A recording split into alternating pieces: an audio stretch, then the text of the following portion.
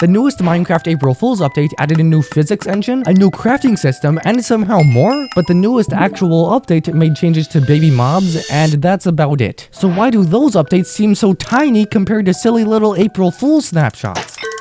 Real quick, April Fool's updates come once every year on April 1 as a snapshot released by Mojang to Minecraft. Now that that's out of the way, the first heavily obvious one is that it takes a year to make a single April Fool's update, meaning that it's gonna have as much content as a major update, if not more. A modern reason for why game drops feel so small is because, in the context of time, one game drop is merely 1/4 the size of one April Fool's update. This is because game drops are seasonal, one for spring, summer, fall, and winter, so 4 per year. So that would make you think that if you pile up 4 game drops, you would get one April Fool's update worth of content, right? Well, if you actually compare those like that, you would find out that the game drops are still quite small. That brings me to the second point. April Fool's updates are jokes. As the name suggests, they're not serious updates like the others, they're funny little Easter egg updates that Mojang puts in for the funnies. That's the reason why they even exist in the first place. And because it's a joke, you're probably not gonna play it much, even at all. Tell me, when was the last time you've played an April Fool's version?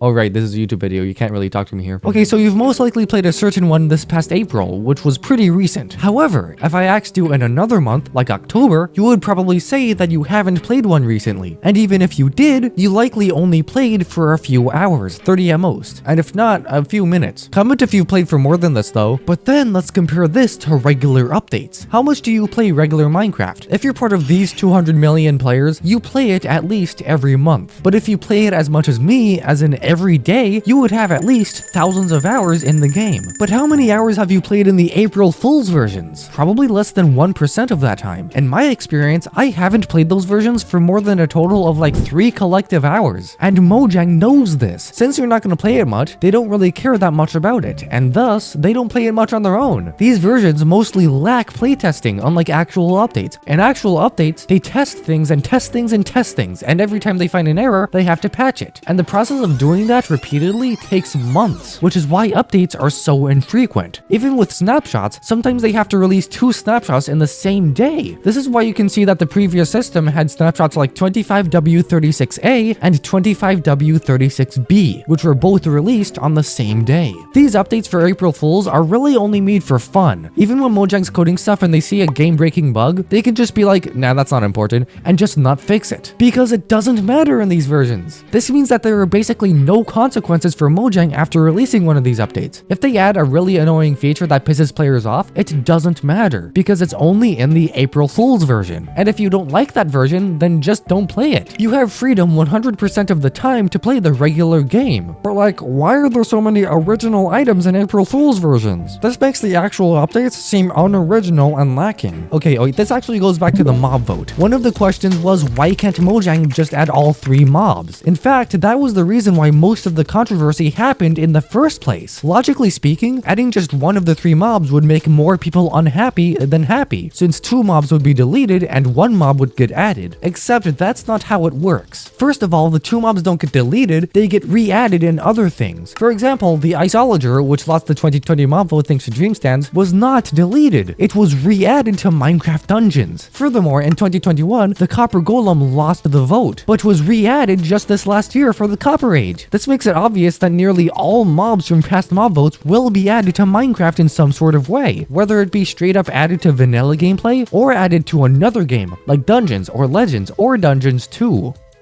Now that the mob vote stuff is out of the way, why does Mojang add plethoras of mobs to April Fool's snapshots while leaving the actual updates lacking mobs, apart from the mob vote? Well, let's take a look at some of the said April Fool's mobs. In the Poisonous Potato update, there were Poisonous Potato variants for the Armadillo, Bee, of Bogged Chicken, and some other mobs. The only really original mob in this update was the Mega Spud, which was a giant poisonous potato, but the structure it spawns in is literally just a Bastion remnant, and the mob itself is just a retextured slime. And it's not just mobs, its blocks and items too. In the most recent version, the only blocks added were the copper traps. These blocks are literally just 6-sided copper bars. The previous update was Craft Mine, which added the Mine Crafter, which is a retextured Skulk Shrieker, and the Mine Revisitor, which is also a retextured Skulk Shrieker, the Eye of Exit, which is a retextured Eye of Ender, the Shimmering Key, which is a retextured Ominous Key, and yeah, you get the idea. Most if not all the blocks and items are simply retextured and repurposed blocks that are already in the game. Now, what if I told you that that April Fool's updates weren't actually pointless to Minecraft. They may be jokes, but they also majorly benefit the game. Don't believe me? Well, let's travel back to the year 2013, when Minecraft 2.0 was released.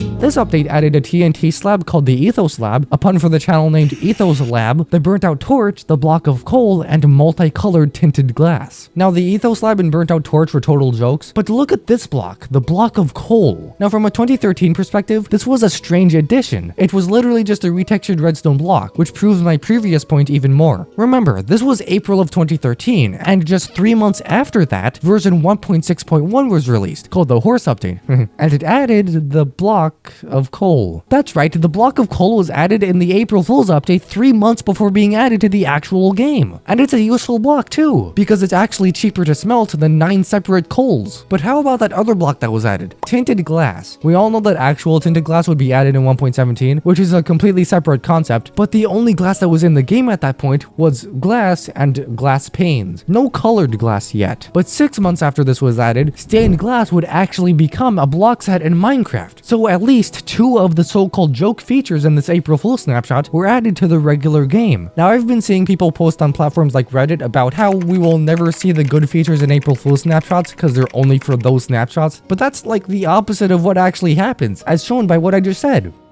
People really like the features in the Herdcraft update, which was the version released on April 1, 2026, mainly meaning dynamic lighting. If you didn't know, dynamic lighting makes light sources emit light even when they're not even on the ground but in your hand. This is what it looks like. In the regular game, currently, light sources don't emit light when in your hand. This is probably because it would be complicated to code, but here it is right here in the snapshot. Judging how Mojang has handled these things before in previous versions, they might actually add this in a future version. Think back to Minecraft Live 2026, when a teaser from Minecraft Dungeons 2 was played. This nearly activated the Ancient City portal. Now while this might seem like it's only for Dungeons 2 and not vanilla Minecraft, the development of Dungeons 1 tells a different story. You see, back when Minecraft Dungeons 1 was being developed, Mojang had to make new mobs as villains for the game. So what did they go with? They created illagers. And guess what got added during development? The freaking illagers in regular Minecraft. This is the primary reason why I think Mojang will add the Ancient City portal to Minecraft not long after Dungeons 2 is released. So yeah, to summarize, the April Fool snapshots are bigger than actual updates because of time committed to them, the fact that they're jokes, the fact that they don't even have to have original features, they test new features, and that there are basically no consequences for Mojang for releasing them. Tell me if this video was made too late, because I kinda got distracted by Mario and Easter, and I didn't really end up releasing the video until now. Anyway, thanks for watching this UIT Minecraft video, John11, and until next time, undefeatable army.